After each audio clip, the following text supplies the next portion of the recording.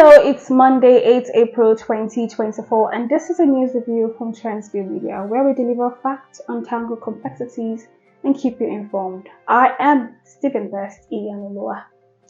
Testing has commenced on the 700 megawatts Zungeru hydroelectric power plant ahead of the evaluation of electricity from the facility to the national grid, the federal government announced yesterday.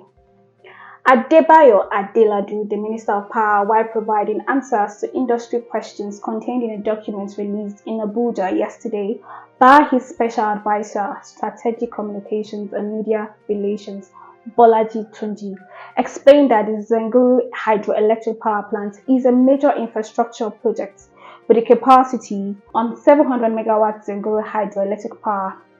According to the federal government, the $1.3 billion project located in Niger State has been connected to the national grid, contrary to claims that it was not. He further explained that it is located in Kaduna River near the town of Zungeru in Niger State, stressing that the plant is to generate 2.64 billion kilowatts hour of electricity annually, meeting nearly 10% of Nigerians' domestic energy needs. This project, according to industry analysts, is expected to be a significant boost to Nigerians' power generation and contribute to economic development in the region.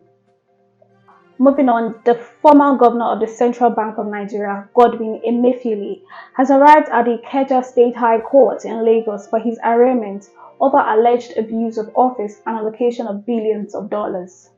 Emefiele, alongside his co-defendant Harry Isioma Omole, will be arraigned on fresh 26 counts before Justice Rema this morning.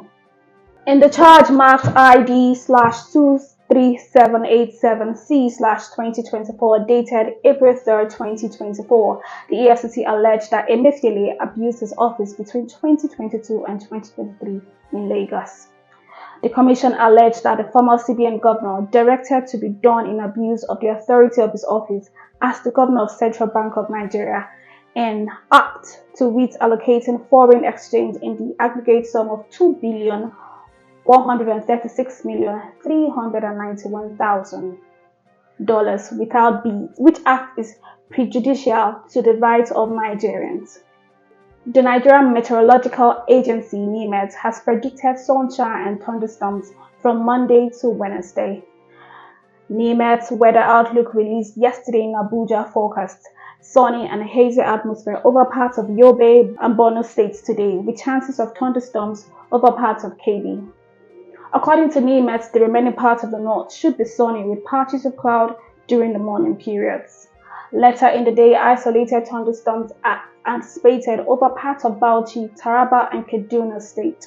Sunny skies with few clouds patches are expected over the north-central region, with prospects of isolated thunderstorms over parts of Niger, Kwara, and Benue States, respectively. Later in the day, isolated thunderstorms are anticipated in parts of Plateau, FCT, Benue, Nasarawa, and Kogi State. NiMet envisaged to the south to be cloudy with spells of sunshine, with chances of isolated thunderstorms over parts of Oyo, Ogun, Osun, Delta, Edo, Lagos, and Akwa Ibom states, respectively, during the morning hours.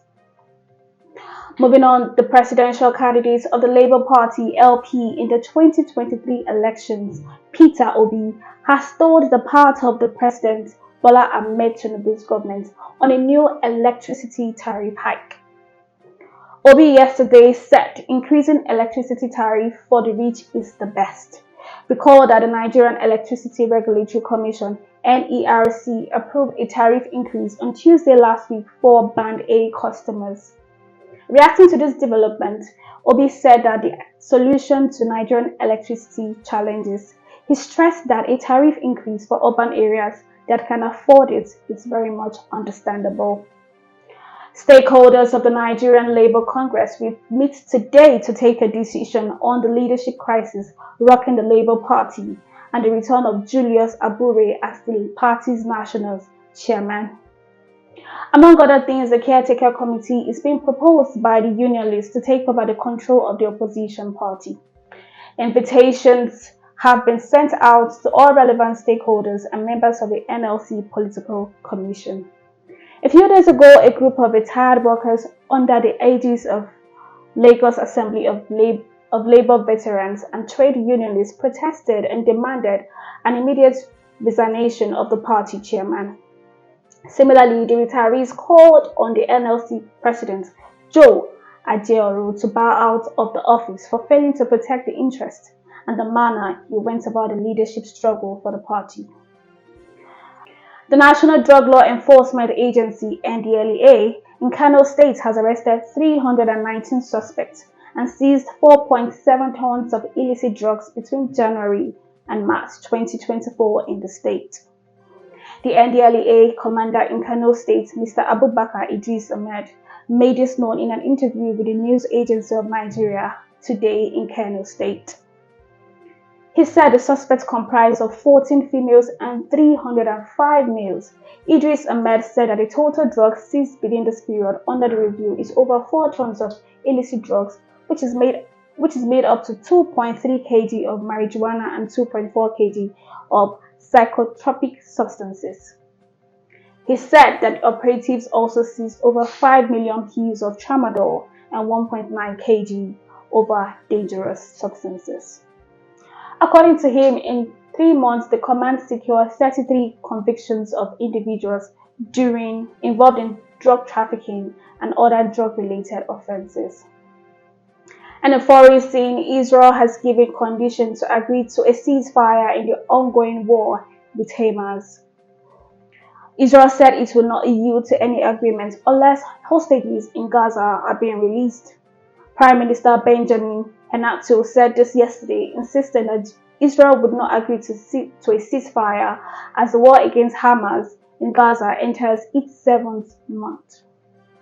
He made his comments at the start of a weekly cabinet meeting, and this came as a new round of truce talks in Egypt as it has begun.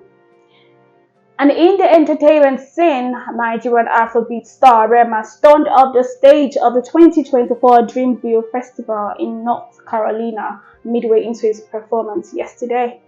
Rema was performing his hit song Calm Down on day 2 of the festival at the Dix Park in Valleys, but stopped midway to complain about the poor sound before walking off the stage. He advocated for the same sound quality for African artists as their Western counterparts on international stage. Also, the popular Nigerian actor and comedian Ayo Makun, aka AY, has confirmed that his marriage to his wife Mabel has crashed. AY made this known in an Instagram post while reacting to reports that he cheated on his wife with an ex-housemate of BB Niger. The comedian urged Nigerians not to assume that being loud is strong and being quiet is weak. He admitted that he has found himself doing some things that he isn't proud of. And that concludes today's news session. We trust you found this information insightful and valuable. Feel free to connect with us through our social media handles and channels. Till I come your way again, I am Stephen Best Iyanurua, wishing you a pleasant day ahead.